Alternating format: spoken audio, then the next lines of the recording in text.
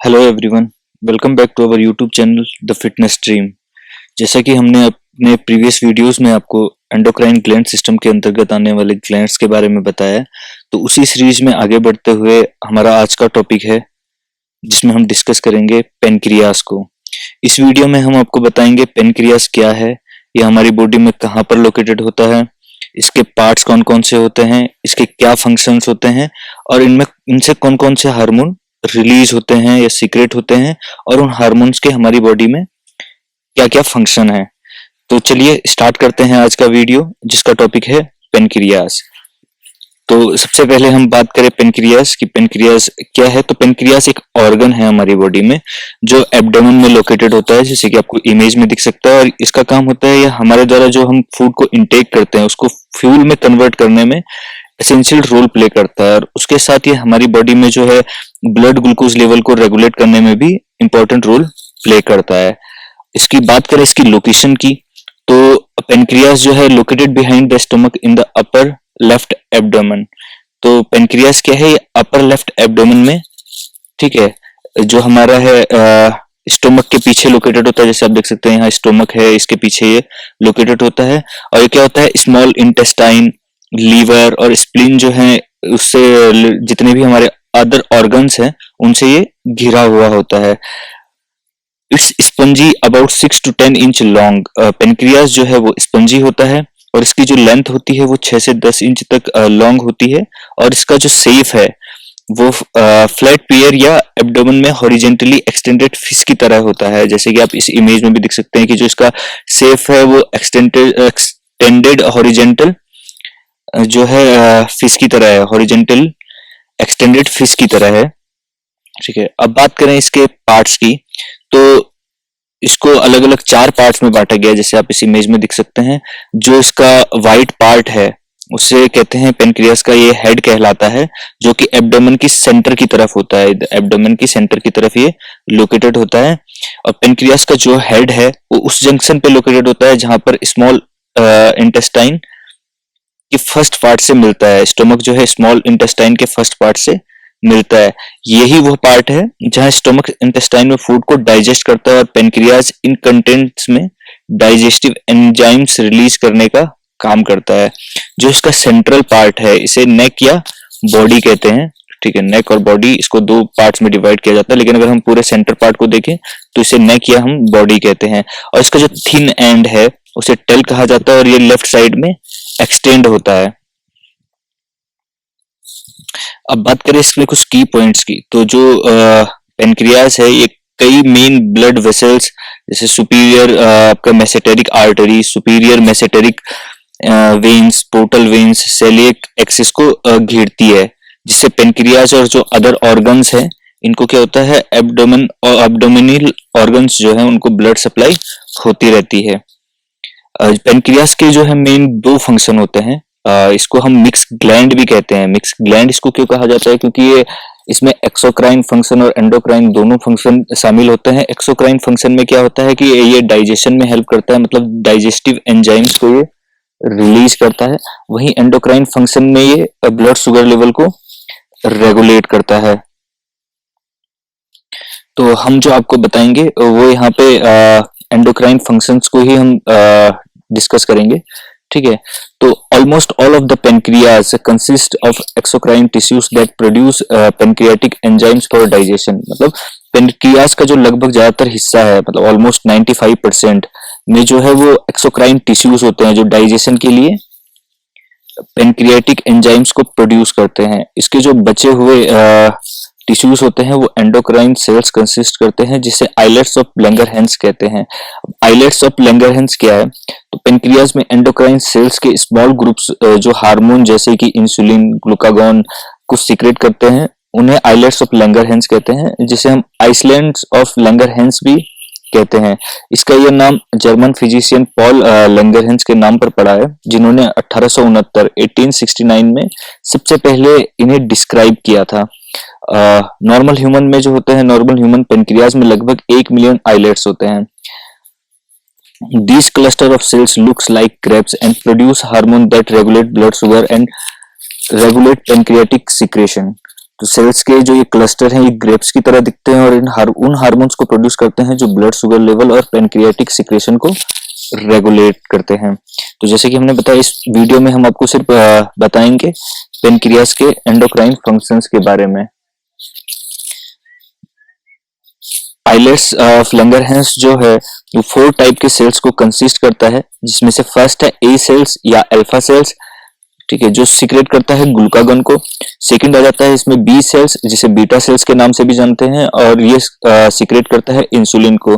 Third है D cells और delta sales से कहते हैं, जो सोमाटोस्टेटिन को सीक्रेट करता है। फोर्थ आ जाता है इसमें एफ सेल्स और पीपी सेल्स, मतलब पॉलीपेप्टाइड सेल्स, जो सीक्रेट करते हैं पेनक्रियाटिक पॉलीपेप्टाइड्स को।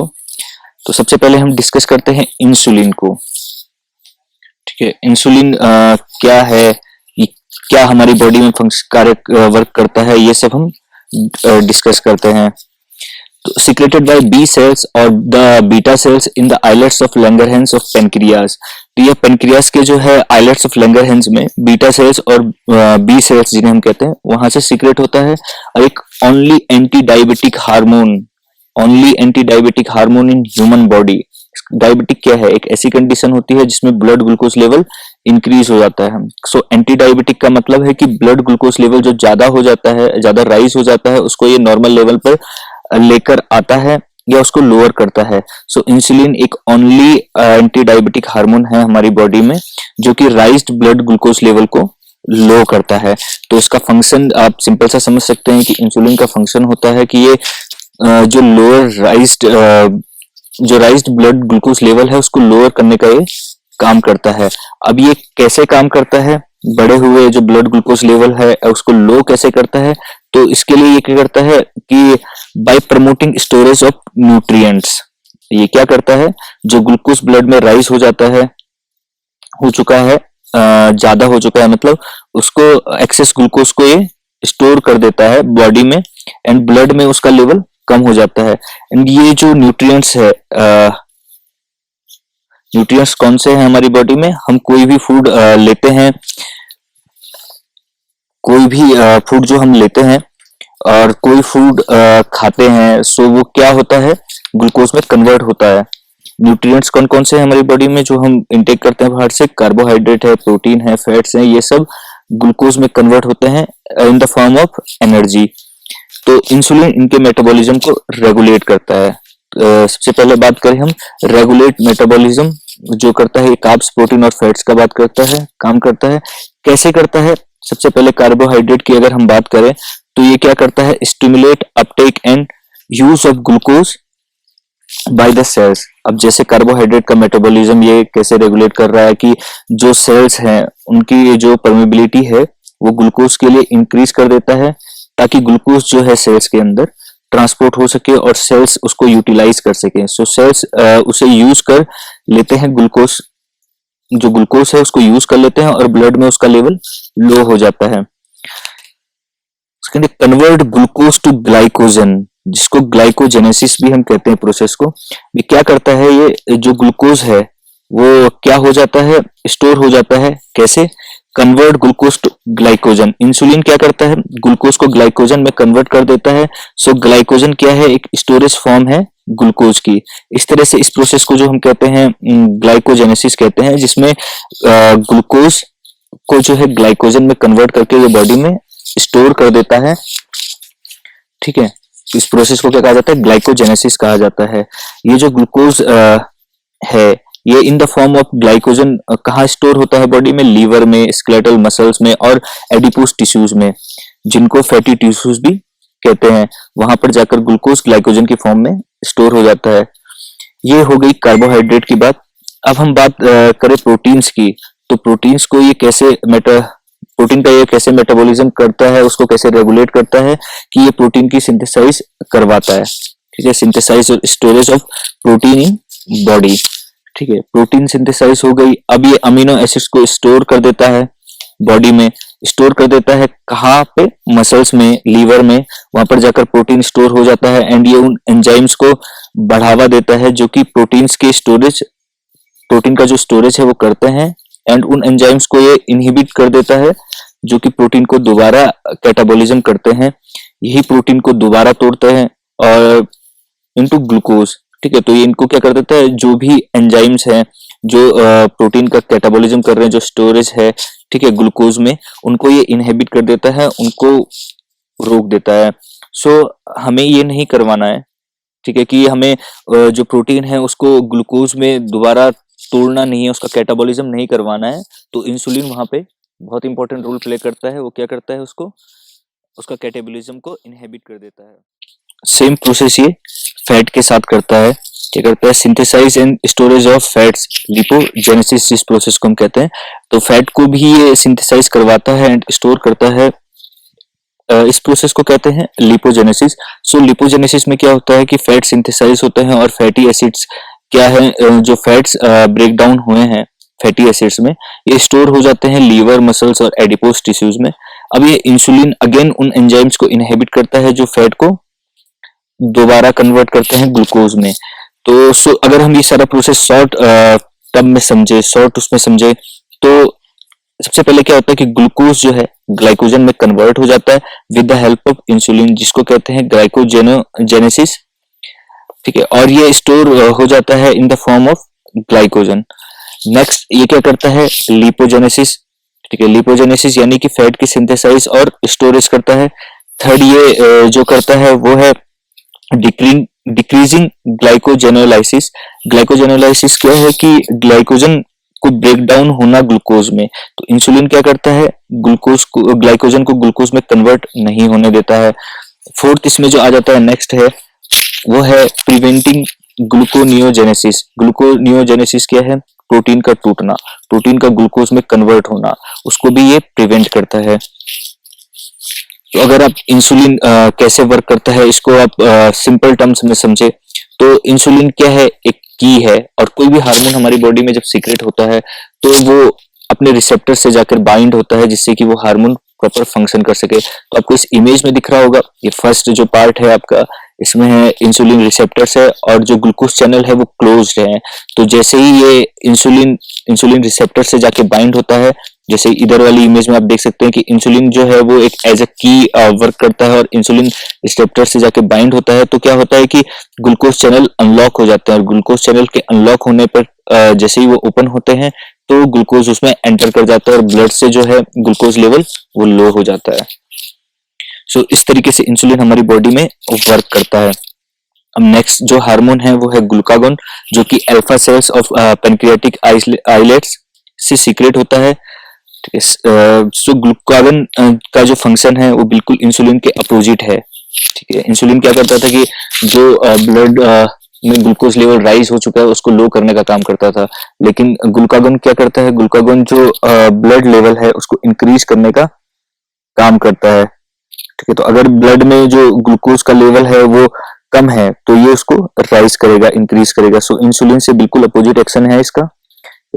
ये क्या करता है, जो ग्लाइकोजन है, जो इंसुलिन ने ग्लूकोज को ग्लाइकोजन में कन्वर्ट किया था, उस ग्लाइकोजन को ये दोबारा ग्लूकोज में कन्वर्ट करता है। ठीक है, ग्लाइकोजन को क्या करता है, ग्लूकोज में कन्वर्ट करता है, जिसको हम ग्लाइकोजेनोलाइसिस कहते हैं। तो इसका फंक्शन क्या हो गया, इसका फंक्शन हो गया आपका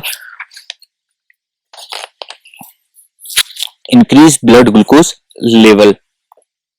अब ये कैसे करता है, कैसे होता है, फर्स्ट तो कार्बोहाइड्रेट पे ये एक्ट करता है जो लीवर में स्टोर था, जिसको इंसुलिन ने स्टोर किया था। ठीक है, कार्बोहाइड्रेट को वहां पर ये क्या करता है, उस कार्बोहाइड्रेट को मींस ग्लाइकोजन को ये अवेलेबल करवाता है ब्लड में, वहां से ये ट्रांसपोर्ट कर देता है इसको ब्लड में, ताकि ब्लड में ग्लूकोज का लेवल इंक्रीज हो सके। अब ये कैसे करता है, जो आपको अभी ग्लूकोनियोजेनेसिस, सेकंड जो है ग्लूकोनियोजेनेसिस है, जो प्रोटीन स्टोर हुए थे उनको भी दोबारा से ये ग्लूकोज में कन्वर्ट करता है और in the form of glucose जो प्रोटीन है वो ब्लड में अवेलेबल रहता है। सेकंड लिपोलाइसिस, सेम ये फैट पर ऐसे ही एक्शन करता है, फैट्स पर भी ये लिपोलाइसिस करता है। जो एडिपोज टिश्यूज में फैट स्टोर हुआ था उसको फैटी एसिड्स में कन्वर्ट करके ये ब्लड में अवेलेबल करवाता है, ताकि in the form of glucose, protein, carbohydrate, fat, ये सारे ब्लड में अवेलेबल रहें। जहां जहां से ये स्टोर हुआ था, इंसुलिन ने जहां इनको स्टोर किया था, वहां वहां से ये ट्रांसपोर्ट करके इनको जो है ब्लड में वापस ले आता है। किसको, कौन लाता है? ग्लूकागन, ग्लूकोज को, जो ग्लाइकोजन के फॉर्म में स्टोर होता है उसको ये ग्लूकोज में कन्वर्ट करके ब्लड में अवेलेबल करवा देता है। और ये उन एंजाइम्स को बढ़ावा देता है जो ग्लाइकोजन को ग्लूकोज में कन्वर्ट करते हैं। वहीं इंसुलिन क्या कर रहा था? उनको इनहेबिट कर रहा था, जो ग्लाइकोजन को ग्लूकोज में कन्वर्ट करते हैं।